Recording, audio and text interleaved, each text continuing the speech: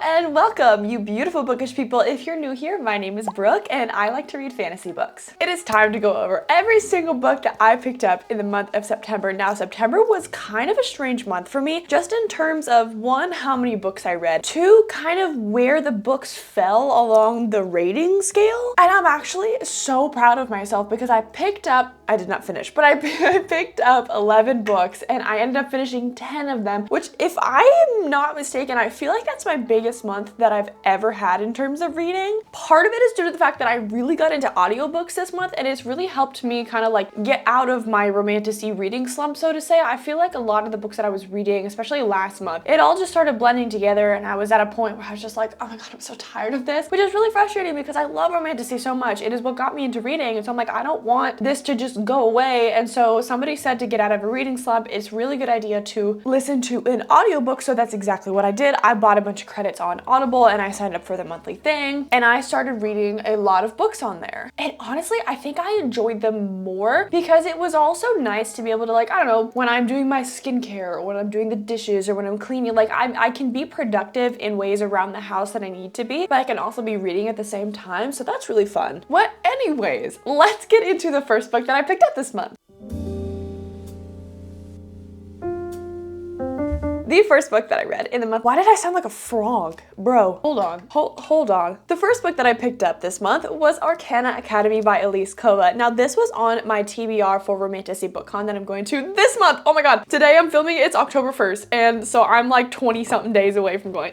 But I'm gonna meet Elise Kova when I'm at the BookCon, so I was like, I have to read her book. I want to know the hype about it, and this is actually the Fairy Loot edition, which I'm obsessed with. This is probably one of my favorite Fairy Loot editions. I just love the edges and the black, gold, and silver, and like it's just so pretty. And I actually ended up giving this one 4 stars. I really enjoyed this because I haven't read a lot of like dark academia or like academia at all, really. The only experience that I've kind of had with that is a little bit of Fourth Wing, which, I mean, I guess you could call that academia, but still. I loved how magic was connected to these cards, and I feel like if I try to explain it to somebody, it's almost like One Dark Window and Harry Potter and like a little bit of the heist aspect of Six of Crows kind of like had a little baby. That's this book. This book follows Clara. Yeah, so I listened to this one on audiobook and she had an English accent. She said Clara Greysword. But I don't have an English accent, so it's Clara. Clara for me. Okay, anyways, Clara Greysword is imprisoned for illegally inking magical cards until one day the headmaster of Arcana Academy and the Prince of the Realm decides to offer her a deal that if she helps him ink certain card and steal another card from his father, then she can be free. She can be off the hook for all of her crimes. So she enrolls in this academy to learn the proper way to do certain magics, to get close to the people that she needs to, and to learn how she is going to be able to steal this card and create another card that he wants her to create. And it's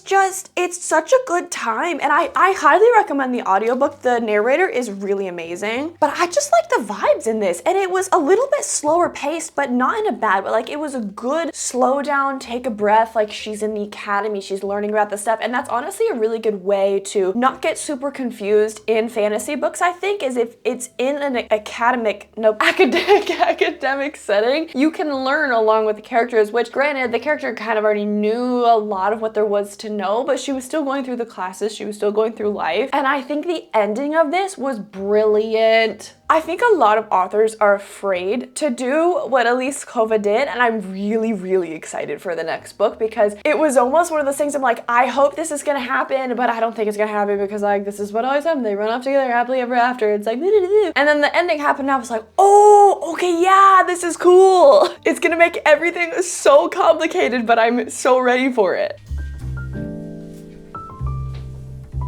The next book that I picked up was on Kindle Unlimited, actually. It's The Sword of Kaigen by M.L. Wong. This is a book that I picked up because I, like I said, was kind of tired of romantasy books for a little while. So I was like, you know what, I'm gonna dip my toe into some high fantasy and I'm gonna see what it's all about. And oh my god, this book. I did not think I was gonna attach to these characters as much as I did because it is a standalone. It's like 800 and something pages, I think. So like you don't necessarily get a ton of time with them, but the story follows Mamoru Matsuda, I think. Yeah, that's his name. And he is a young warrior training to follow in his father's footsteps. Their family, the Matsuda family, is a warrior family. And it also follows his mother, Misaki, and she has like this mysterious past where she's actually a fighter, but she's trying to put that down to become a good housewife and a good mom and like leave that all in the past, and it kind of like all intertwines together, and it's a story about them trying to protect their town and the impact that certain battles and I guess war, you could say, have on I guess smaller towns but also families. And it was really nice to follow an entire family for this book because I feel like a lot of books that I read, at least, none of the parents are alive, none of like there's maybe a sibling here and there, but it's not like really talked about that much. And in this story you have mom, dad, son, three or four other siblings, I believe, and it's multiple POV. There were 3 different POVs in the story, and I think it was just so good. It had some emotional devastation, so if you're looking for a high fantasy that's gonna like punch you in the gut, this is gonna be the one for you. And I'm so sad that this is not gonna be continued, like the universe and the series is not gonna be continued, but I'm really glad that I picked it up, and I think it kind of knocked that slump a little bit farther out of me, so I'm really grateful for that. Did I mention it was 5 stars? I think that kind of goes without saying. If you hear a weed whacker, ignore it. I'm not whacking weeds, that guy is.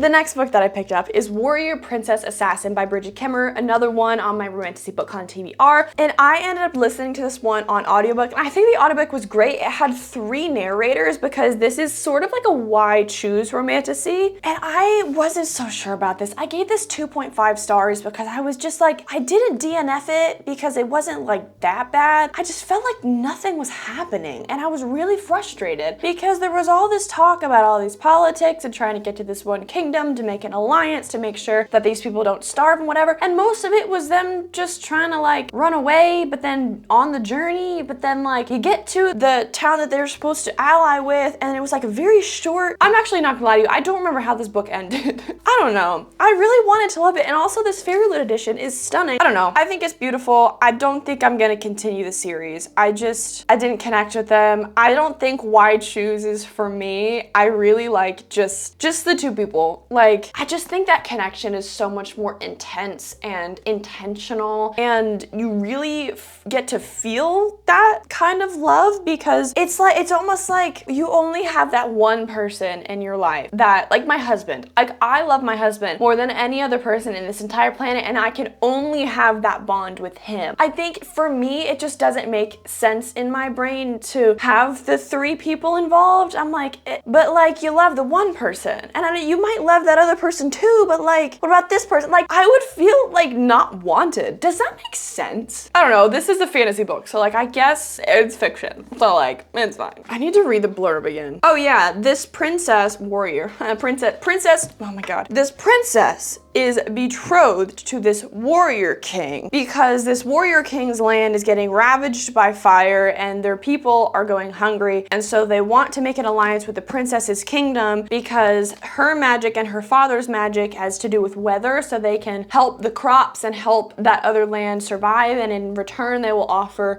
the princess's kingdom protection. It's kind of that sort of thing. But the assassin part of it, there is this assassin that the princess grew up with and she's really close with him, and they're obviously very much in love with each other. That is apparent from the beginning. And so originally she's like, I don't know if I want to do this, and so they try to run away, but then the assassin gets gets involved with the whole thing. So all of this is happening, and the assassin actually gets hired to assassinate the warrior and the princess, but since he is close with the princess, doesn't like the warrior very much at the beginning, he has to basically be like, well, I'm not killing you because like I love you so much, and then he gets involved with the arranged marriage. And it's just like I said, if I say all that and that sounds like a lot that's happening, but it happens so quickly and there was so much downtime that I'm like, okay, when are we actually getting to the part that matters? I don't know. But like I said, I didn't DNF it, so like I'm not gonna give it any less than 2 stars. And I think the banter and the love in this, I liked it, but I think it's just like personal for me. I'm like, I could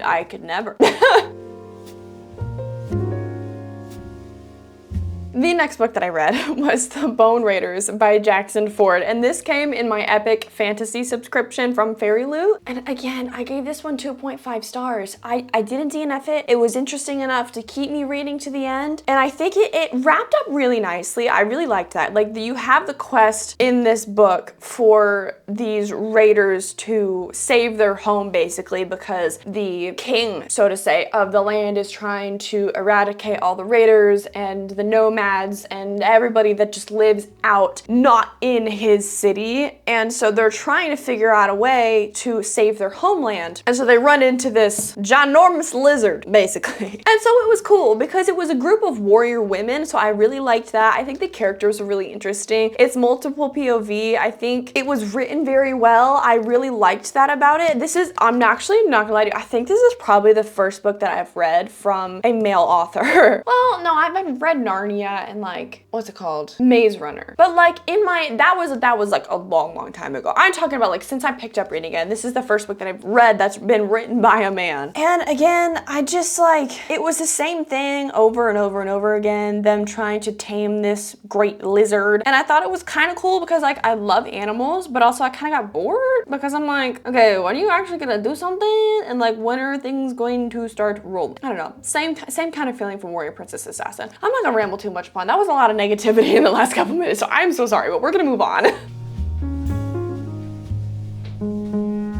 On to the next book. I read The Emperor by Runix, which is actually a mafia romance, and I ended up giving this one 3.75 stars. I picked it up because I've been slowly making my way through the Darkverse, and I've been kind of saving them for like in between some of my fantasy reads if I do feel a little bit slumpy. And seeing that my last 2 reads were 2.5 stars, I was like, you know what, let me just get completely out of the genre and let me go to some dark mafia romance because that always hits the spot. I will say I really loved the characters that this book was about because the first 2 books are about Morana and Tristan, and the next book is about Dante and Amara, and then the next book is about another set of characters which you meet in this book. So it was kind of jarring in the sense that Dante and Amara had like a lot of history. They've known each other for a very long time as compared to the original set of characters they met during the storyline that we read. And so it was a lot of like remembering stuff that's happened in the past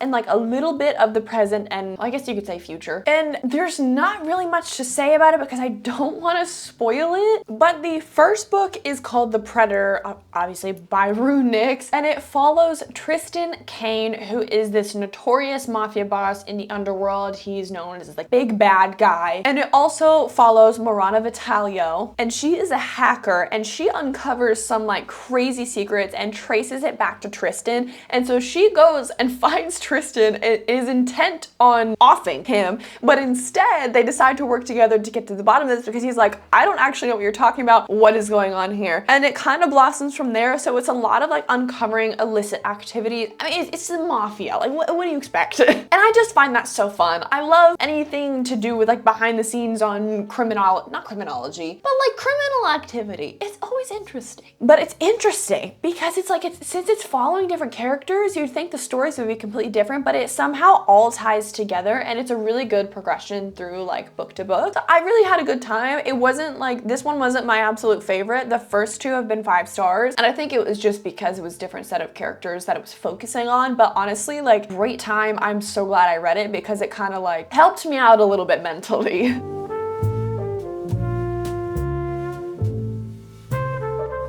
The next book that I picked up is The Dragon Wakes with Thunder by K.X. Song. Now this is the finale to The Night Ends with Fire when this is a duology. There's only 2 books. And this is a Mulan retelling and it's done, oh my god, it's so beautiful. I can't even speak words right now. I loved it so much. I gave this one 4 stars. I had such a great time. I think this was a beautiful ending to the story. The first book follows Mei Lin, who basically, so you know the classic story Mulan. Her dad gets called to war. He can't go to war because he's old and his bones are creaky. And so she's like, I'm gonna do it for you. I'm gonna go to war and I'm pretending I'm a man. But in this one, her father is kind of like a deadbeat dad, has a stepmother who's great, but it's also like she's being abused by her father. And so like, it's just this bad situation. And there is a call for the males to go to war. And so she's like, you know what? I'm gonna do this. She's kind of doing it out of spite, but she's like, you know what? I want to prove myself. I want to find power and glory. I want people to know my name because I know I'm this capable woman and all this stuff. But there's also this underlying mystery of magic because yes, I guess there's I guess you could say there's magic in Mulan, but this is more like magic heavy. Like there is a sort of magic system and there's an expansion on that with cardinal spirits, and those spirits can bond to humans through a certain amulet, and it's really cool. And so she notices that a while ago when her mother passed, there was some weird stuff that was happening. So she's trying to dig it up, figure out what's going on, and she gets involved in this like huge scheme of magic. And when she goes to war and she trains as a soldier and all this, their goal is to eradicate all of the magic wielders. So it's really interesting because she's trying to figure out the magic, but then also being this war, and then she gets involved with this one guy, and it's sort of a love triangle. It's quite the story. I had such a good time. Like I said, I think this story was the perfect ending. It was beautiful too, and it dives really deep into the cost of power and like the hunger for power and what it does to a person. And also these books, both of them are like 400-ish pages. So if you're looking for something that you don't want to like commit to like a 5, 6, 7, 8 book series in fantasy worlds that's like super complicated, this is gonna be a good option. And also if you're like me and you grew up watching Mulan, you grew up watching all the Disney princess movies, and you're like, I need a retelling, this is so good, guys. This next book is actually a little out of character for me. This is a YA fantasy, and if you know me, you know I don't normally pick up YA books because sometimes they can kind of feel a little like juvenile and they read too young. I guess that's what juvenile means. But like the plot is too simple, and yes, in YA books you have like that good yearning. Like if the yearning is done right, I think yearning can be 10 times better in a YA book because that's the only option, but like you know it's not going to go further, and so the author has to create that tension, has to create that connection, and it's so good. But anyways, this is Heir of Storms by Lauren Hamilton Murray. Another one that I put on my TBR for Fantasy BookCon. I'm totally excited to meet her because I love this book. I gave it 4 stars. I think it was such a great time. It read easily, but not too simple, like I said. And I really liked the magic system because there's a magic system that it's mainly elemental, but also there's a certain kind of magic wielder that can control their emotions. Nope, control their magic with their emotions. And I loved the twist on the trial aspect because let's back up. This book is about Blaze, and she was born to a fire wielding family, but she was born summoning water, and her birth caused this huge storm, hence storms, that caused a lot of people to die. So she's not the most liked person in their land, and she is secluded for most of her life because her family, one of the royal families, is trying to shield her. But there's something called the choosing right, which happens every so often, where there is a group of people and magic wielders that are chosen to participate in this trial to gain a throne of the realm. And so she is somehow chosen. She's like, well, I don't know what I'm doing here because I have not trained my entire life. I don't know what I'm doing. And so she has to kind of figure out how to survive the rite, but also survive the castle with all of the other contestants. And it's really cool. I think, oh my God, there's one scene in the hedge maze with, if you know, you know, but when you get there, Oh, it's so good. I just think this was the perfect like little pick-me-up. I'm very excited for the next book. I don't know how many books there are going to be, but so if you're looking for a YA that like maybe you're like me and you don't normally pick it up, I would definitely give this one a shot because I mean, here's the thing. I read Hunger Games, I read Six of Crows, I read Shadow, but I love all of those, okay? But like Powerless, the first one was a hit for me. Second and third, definitely not. So like it's kind of a hit or miss. And I've tried a couple more and I think I've ended up either DNFing or just like, I don't know. I think that's all I needed to say. It was just a good time. Continuing on, I picked up The Finisher, which is the fourth book, for sure, the fourth book in the Darkverse series by Runix, and this one was 5 stars. This one bumped up the series again back up to my consistent high rating. I had so much fun with this one. It was about 2 new characters in this universe, and I just ate it up. I thought it was so good. I think just the way that they loved each other and their history and just, oh my god, their dedication and like especially her dedication. And this was very much Grumpy Sunshine as well. And I don't think I've read a ton of Grumpy Sunshine, but oh boy did this one hit. It was like true Grumpy Sunshine too. I devoured it. It definitely helped me kind of get back into the groove. I think with Heir of Storms, it kind of bumped me back up and then I kept it going with The Finisher, and that's all I really have to say about that one. Like I said, like I explained the backstory a little bit earlier, but it opened up a new storyline as well, which I really liked because obviously by the 4th book in a series, if it's not like super big fantasy, it's really hard to expand on a story like that. And I mean, I think that's kind of why with contemporary romances, if it's a series, they're like interconnected standalones, or there's maybe like 2 or 3 books, or like a lot of them are standalones, because in the real world, it's kind of hard to make a lot of things interesting if there's not like some intricate backstory with the magic and the gods and the monsters and the portals and the other worlds, and it's just like, but this one I think did a really good job, and I'm really excited to start the next book. I don't know when I'm gonna do that because I think honestly I want to roll after this one. I finished so much reading in the last while. Okay, let's continue and I will get to that. Okay, wait, actually I was wrong. The next book I soft DNF'd.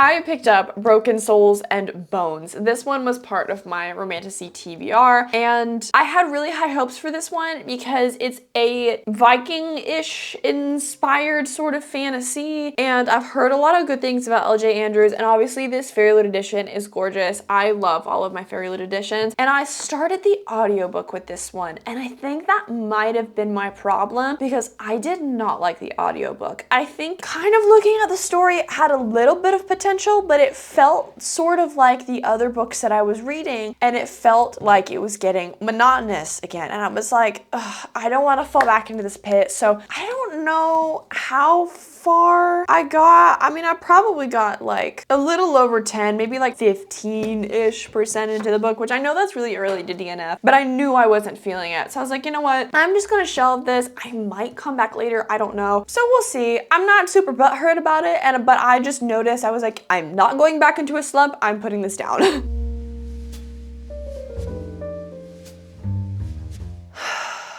Alchemised by Senlin Yu. If you have not heard of this book, hi, my name is Brooke, and I'm gonna introduce you to the most traumatizing, emotional, devastating story there probably ever is. This is the traditionally published, reimagined version of Manacled, which is a Dramione fanfiction. It was actually the first Dramione fanfiction that I ever read. Kind of ignited something in me. I was like, I need to get into the Dramione fanfiction game. And this is a big book. It's like 1,024 pages. This is actually the Waterstones exclusive. I'm so glad I got my hands on this one because it's gorgeous. And honestly, I'm gonna put this down because it's so stinking heavy. But this book is about Helena, and she is a prisoner of war who has lost all of her memories. And so she gets sent to the High Reeve, which is this powerful figure in the Necromancer Society. This is basically to give you kind of an equation. It's basically the premise of if Harry Potter died and and Voldemort won. That's kind of what you're going into this story knowing. And so she is prisoner of war. She gets sent to the High Reeve, and he is tasked with unearthing all of her secrets, trying to find out why she's trying to hide this in her brain, what information could mean for the necromancers. And it's hard because I can't in good conscience sit here and recommend this to you, because first of all, please check your trigger warnings because it is very intense, but also like it just hurts the whole time because the stuff that she's having to go through is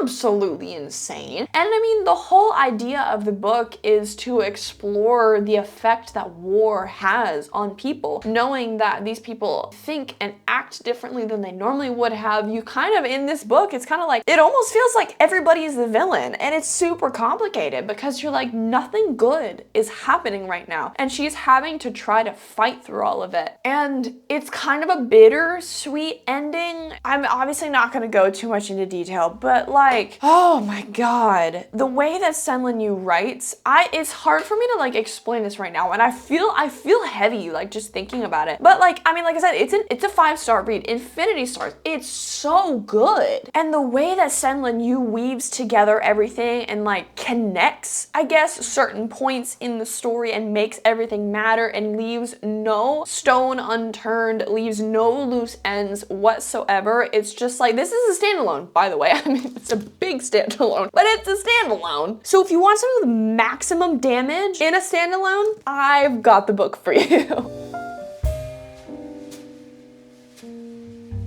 The last book that I read in September is Hollow by Caroline Peckham and Suzanne Valenti. Now, thank you, first of all, to the Nerd Fam for sending me this copy. This was a gifted copy, and this was one of my, oh, my tab, it moved. Don't move, little tabs. This was kind of one of those like, oh my god, I made it. And okay, this is weird though, because I've not read Zodiac Academy, I've not read Echo 4, I've not read Darkmoor Penitentiary, I've not read anything. Okay, this is my first ever experience with them, and I had really high expectations, and I ended up giving this one 3 stars, which actually I started this in a vlog, in a 24-hour reading vlog, which should be up next week, so you'll want to kind of see my whole journey with this. And I think during like most of it, I was like, this is great, I'm having so much fun, this, that, and the other, but I think I was just not necessarily like gaslighting myself, but I wasn't thinking too critically because I wanted to love it so much. You know what I'm saying? Like, I wanted to love it, so like I not necessarily forced myself to, but I don't think I was being completely honest with myself. Which, if you're here purely for vibes, I think this is a great fantasy. It's the first book, and it's gonna be a series. I don't know how many, but it's a dark romantasy. So if you're into that kind of stuff, then definitely check this one out. I think these authors' audience it's a very specific set of people, and I think because I've not had an experience with their work before, it was kind of a little bit jarring, but I really liked the setting of the story. So basically, this story is about Ferris Creed, and in her land, there's this mysterious, dangerous, encroaching forest, which is a curse on the land, and it's slowly eating up their land. And every couple of decades, there is a hunt called the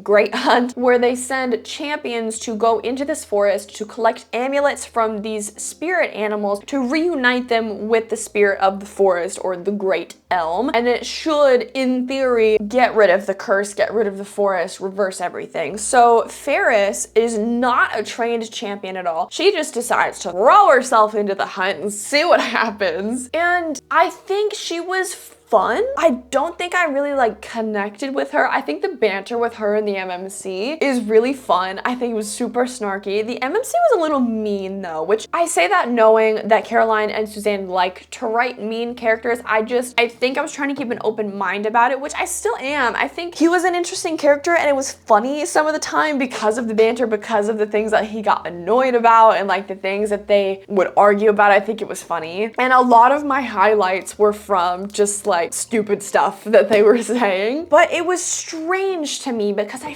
feel like with his character buildup, I didn't really get that sense that he was actually invested in the FMC. Like, it was almost like there was one point where he just decided that it was, oh, I have to protect her at all costs. But then like he was going back and forth about a bunch of things because everybody that enters the hunt wants to win the hunt. So basically, if you have the most amulets, you have done the most in this hunt, then you get this prize that the forest grants you. Basically grants you one wish. And so everybody there wants wants that prize, and so everybody's motives they try to keep secret. Obviously Ferris is trying to keep her secret, which you don't actually find out why she's there or why he's there for a very long time, because literally all of this book, except for like the first, okay, the Great Hunt was about to begin. Dun, da, da, da, da, da. That was page 27. The rest of the 542 pages, at least of this copy, is in the forest. And this takes place, I don't actually remember how many days it was, but the Great Hunt can last for 40 days. They have 40 days to complete this task. And so it was a lot of the same because there's 13 amulets that they have to collect. And so you get a lot of time with the characters, and that's where I'm like, I had a fun time. So it got 3 stars because I think I'm gonna continue the series because I do wanna know what happens. And I do think that it set up the next book very well. I think it gave us enough of, here's what's going on in the real world. Yes, you're in the forest. Yes, you're trying to do this one task slash trial slash whatever you want to call it, but this is what's going on in the world. This is why and how this affects all of these characters, and I want to know more about that. And so I think that was great. Yes, there's a cliffhanger, but I knew that going into it. I kind of went into this blind. I had no idea what it was about, and that's part of why I'm like, I should have theoretically loved it more, because I think there's like 23 ratings and reviews on Goodreads right now, and I scrolled through them. There was like maybe one other person that like actually had read the book, because this just got in the mail. Like I read it. Oh, my light went out. Maybe that'll be a little bit brighter. That's okay. Anyways, I literally picked it up the day that I got it in the mail. So I feel kind of cool, and I'm really glad that I had this opportunity. I'm glad I read it. I just think I could have loved it more, if that makes any sense. Also, the magic system was a little weird because it was kind of cool with the spirits and the amulets and like all that kind of stuff, but there was very obviously more magic that was in the world, but none of it was ever expanded upon or kind of explained. It was just kind of there, and that threw me off a little bit. I'm like, okay, I want to know more about that. So I don't know if that was intentional, but that definitely, like, I wish that was there, but you know, it is what it is. That is all that I have for you today, my friend. I hope you had a good time. I hope you picked up some recs from this video. I had a really fun time reading them. I had a really fun time telling you about them. So if you've made it all the way to the end of this video, make sure you like and subscribe to my channel for more videos like this and vlogs and reading vlogs. And I have so much planned for the end of October and kind of in the beginning of November, because my content is gonna be going on for a while because I have a lot planned when I go to Florida. So stay tuned for all of that. But again, thank you for watching, and I will see you next time.